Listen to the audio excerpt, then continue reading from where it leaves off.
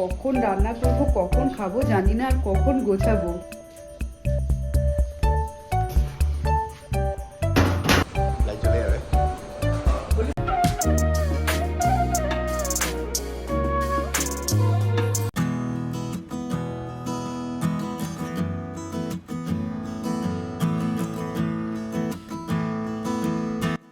আমি অপরাজিতা, আমাদের কাহিনীতে তোমাদের সবাইকে ওয়েলকাম।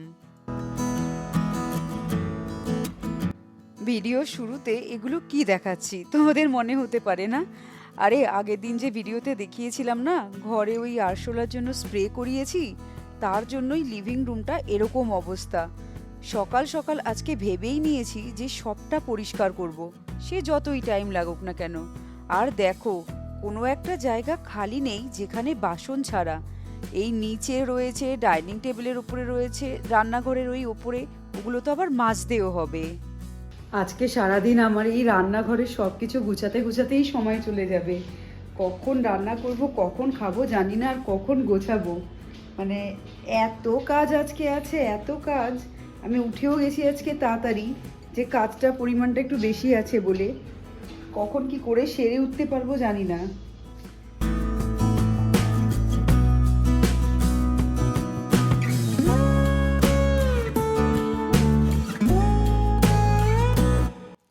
জানো তো, তোমাদের যে কি বলে ধন্যবাদ দেব সেটা আমি একদমই বুঝতে পারছি না। আগের দিন একটা নতুন রকমের ভিডিও বানিয়েছিলাম, তোমাদের কাছে জানতেও চেয়েছিলাম যে ভিডিওটা কেমন লাগছে। তোমরা কিন্তু কেউ কমেন্ট করোনি, সেই ব্যাপারে আমার একটু রাগ হয়েছে। না না, মজা করছি। কিন্তু হ্যাঁ, এত ভালো ভিউ হয়েছে। আমার চ্যানেলের আগের দুটো ভিডিও হচ্ছে হাইয়েস্ট ভিউ, মানে 1K ভিউ পড়েছে প্রতিটা ভিডিওতে। আর এটা আমার জন্য খুবই স্পেশাল একটা জিনিস, কারণ আমার ভিডিওতে এই প্রথম 1K ভিউ পড়লো। তোমাদের অনেকেরই মনে হতে পারে 1K ভিউ, তার জন্য এত কিছু বলা বলি হচ্ছে। আরে না, আমার কাছে 1Kটা অনেক বড় ব্যাপার। আমার এই ভিডিও যে 1000 জন মানুষ দেখছে, এটাই আমার কাছে অনেক বড় পাওনা। এত পরিষ্কার করতে করতে খিদেটা ভালোই পেয়েছে। আর আজকে আর বাইরে খেতে ইচ্ছে করছে না, বাইরে খাবো না। বাইরে খেতে খেতে বোর হয়ে গেছি। তো এই গ্যাসটা পরিষ্কার করলাম, এই উপরটুকু পরিষ্কার করলাম, যাতে এখন কিছু বানিয়ে নিতে পারি। একটা গ্যাসের এই বার্নারটা ভালো করে মেজে মুজে নিয়েছি। এখন এই একটা গ্যাসে আপাতত ব্রেকফাস্টটা বানাই। আর অভিক আজকে লেটে উঠবে, কারণ আজকে শনিবার, শনিবার দিন একটু বেশিই ঘুমায়। তো এই একটা গ্যাসে সব কিছু আগে ভালো করে পরিষ্কার করে নিই, এখন সকালের খাবার মতন কিছু একটা বানাই।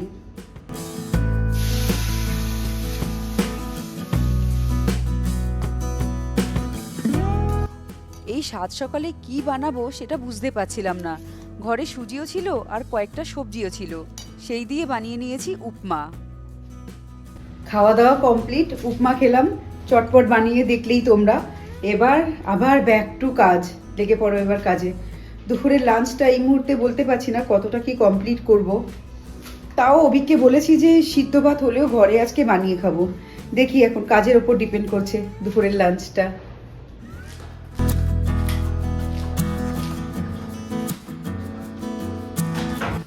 রান্নাঘর দেখতে লাগে এইটুকু, কিন্তু এইটুকু জায়গাতে যে এত বেশি কাজ, না দেখলে বিশ্বাসই করা যায় না। এগুলো যেমন ছিল তেমন থাকলে খুব বেশি অসুবিধা হয় না, কিন্তু একবার সব কিছু বের করে এরকম মোছামুছি করে আবার জায়গার জিনিস জায়গায় রাখতে প্রচণ্ড কষ্ট। আর এই ভেতরটা 3 থেকে 4 বার মুছে নিয়েছি। ওপরগুলো সব 2-3 বার করে মুছেছি, কিন্তু নিচটা একটু বেশিই পরিষ্কার করেছি।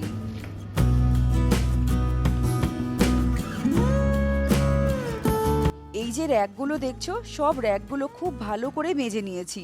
মেজে ওখানে জল ঝরতে দিয়েছি, সামান্য একটু জল ঝরে গেলেই সব আবার জায়গার জিনিস জায়গায় উঠে যাবে। তো র্যাকগুলো এখন লাগিয়ে দিয়েছি। আর এই যে বাসনগুলো সব এখানে পড়ে রয়েছে, সব বাসনগুলো সরিয়ে নিয়ে যাচ্ছি।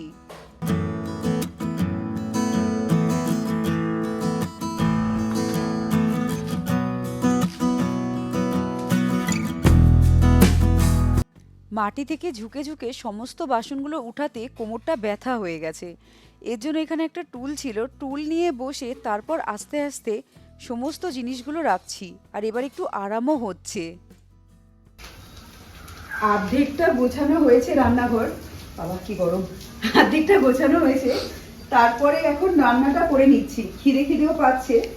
আর রান্না করে চান করে খেয়ে নেব, তারপর যদি শরীরে জোর থাকে বাকিটা করব, নালে আর আজকে করবো না কাজ। কারণ কি বলতো, খুব টায়ার্ড হয়ে যাচ্ছি এত কাজ করতে একবারে। অল্প অল্প করে করব, বেশি করে নিলে আবার দুদিন বিছনা ধরে নেব, আবার বাইরে খেতে হবে। ওর থেকে ভালো অল্প অল্প করে করা। আর এই যে চলছে আলু চোখা, আর এটাই আছে ডাল সিদ্ধ। আর আজকে গোবিন্দভোগ চালের ভাত বানাবো, সাথে গোবিন্দভোগ চালের ভাত, ঝর্ণা ঘি, ডাল সিদ্ধ, আলু সিদ্ধ, আমার জন্য ডিম সিদ্ধ, অভিকে ডিমের মামলেট। এই হচ্ছে দুপুরের মেনু।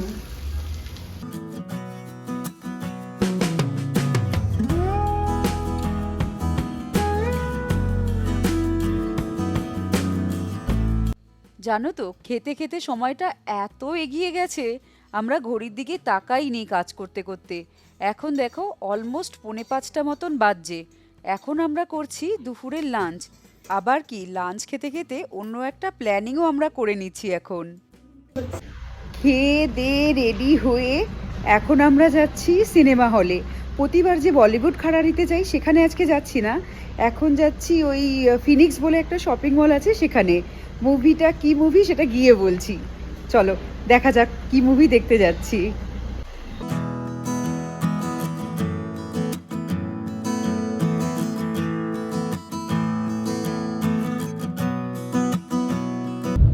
চলে এসেছি আমরা এখন শপিং মলে। এই যে গাড়ি পার্কিং হয়ে গেল, আর আমরা দেখতে এসেছি শ্যাম বাহাদুর। 7:30 থেকে শো, এখন ওই 7:10 বাজে, সময় আছে, আরামসে যাব। দেখো ওখান থেকে এই ওপরে পার্কিং, এতগুলো পার্কিং এখানে। আমরা যেই মলটায় যাই সেই মলটার নাম হচ্ছে ফিনিক্স। এখানে কিন্তু 9 থেকে 10 তলা খালি গাড়ির পার্কিংই। আগে কখনো ওপরটা উঠিনি, ওপরটা জেনারেলি 4 চাকার জন্য। আমরা নিচটাতেই যেতাম, নিচটা হচ্ছে আন্ডারগ্রাউন্ড, সেখানে হচ্ছে তোমার বাইক পার্কিং। আর দেখতে দেখতে এখানে চলে আসলাম সিনেমা হলের ভিতরে। ঢুকেই তো পপকর্ন, পিৎজা এসব খেতে ইচ্ছে হচ্ছে, কিন্তু কিছু করার উপায় নেই। এইসব জায়গায় এত দাম, খিদেটাকে একটু চেপে রেখে বাইরেই খাবো। আর আমাদের আগে থেকে টিকিট কাটা ছিল, তাই কোনো অসুবিধা হয়নি। এই যে স্ক্রিন 6, এখন দেখছো পুরো হলটা খালি আছে। কিন্তু এইসব জায়গায় লোকে একটু লেটেই আসে, যেই টাইম দেয়া থাকে সেই টাইমের থেকে আধ ঘন্টা পরে শো শুরু হয়, তাই জন্য। ਇੰਨੀ ਸ਼ਿੱਦਤ ਨਾਲ ਇਸ ਰੰਗ ਨੂੰ ਇਸ਼ਕ ਕੀਤਾ। Congratulations, Lieutenant General Manik Shaw. Thank you, sir. এই 10:30টার সময় আমরা পুরো মুভিটা দেখে বেরোলাম। শ্যাম বাহাদুর কেমন লাগলো তোর? খুব ভালো লাগলো, সত্যি কথা বলতে এনিমালের অত ভালো লাগেনি, এটা অপূর্ব লেগেছে। আর একটা ওই না রিয়েল লাইফ কারো ওপর যে সিনেমা বানায় ওটা বেশ ইন্টারেস্টিং হয়। হ্যাঁ, আমরা কখনো হিস্ট্রিতে জানতামও না যেরকম শ্যাম বাহাদুর বলে একজন আছেন, আমরা এত উনি করেছিলেন। অসম অসম যে দেশের জন্য এত এত করেছে, আমরা সত্যি তার ব্যাপারে কিছুই জানতাম না। দুর্দান্ত মুভিটা, দুর্দান্ত অ্যাক্টিং, অপূর্ব অ্যাক্টিং করেছে ভিকি কৌশল, না ভিকি কৌশল, অপূর্ব অ্যাক্টিং করেছে। মানে পুরো মুভি জুড়ে ভিকি কৌশল, সেরকম সুন্দর মুভিটা। মানে এটা রেকমেন্ড করব, অবশ্যই দেখো, যেইভাবে হোক দেখো। সিনেমা হলেই যে যেতে হবে সেটা নয়, বাট যখন ওটিটিতে আসবে তখন তোমরা দেখে নিও। প্রচণ্ড ভালো মুভিটা, প্রচণ্ড ভালো, মানে দেখতেই হবে এরকম একটা ভালো মুভি। এখানে অভিক গাড়িটা বের করছে, আর আমাকে রেখেছে গাড়িটা ঠিকঠাক যাচ্ছে কিনা সেটা দেখার জন্য। আমি কিন্তু গাড়ির কিচ্ছু বুঝি না, ওকে খালি বলছি এদিকে পিলার আছে, ওদিকে পিলার নেই, পিছনে গাড়ি আছে, পিছনে গাড়ি নেই, এটাই হচ্ছে আমার কাজ। মুভি দেখে এখন তো বেরিয়ে যাওয়ার পালা, কিন্তু বাড়ি যাওয়ার পথে একটু আইসক্রিম খাচ্ছি, কারণ বাড়িতে ডিনার আছে, সেই ডিনারটাই খাবো। রাস্তায় তাই কোনো রেস্টুরেন্টে ডিনার খাইনি। আর আমার একটু আইসক্রিমের প্রতি দুর্বলতা আছে, তাই এই দোকান থেকে এরকম একটা কোন আইসক্রিম নিয়েছি। এখানে বিভিন্ন ভ্যারাইটি আইসক্রিম আছে, আমি নিয়েছিলাম লোটাস বিস্কিট ফ্লেভারের আইসক্রিম। আর এই দোকানে এই পেস্ট্রিটা দেখো, দেখতে এত মিষ্টি, আমি ভাবলাম বোধহয় 50-60 টাকা হবে, না ওটার দাম ছিল 200 টাকা। তাই এই আইসক্রিম দিয়েই মন ভুলিয়েছি। আর এই ভিডিওটা এখানেই শেষ করি। ভিডিওটা ভালো লাগলে লাইক করো, শেয়ার করো, চ্যানেলটাকে সাবস্ক্রাইব করো। এবার আমি আসি, টাটা।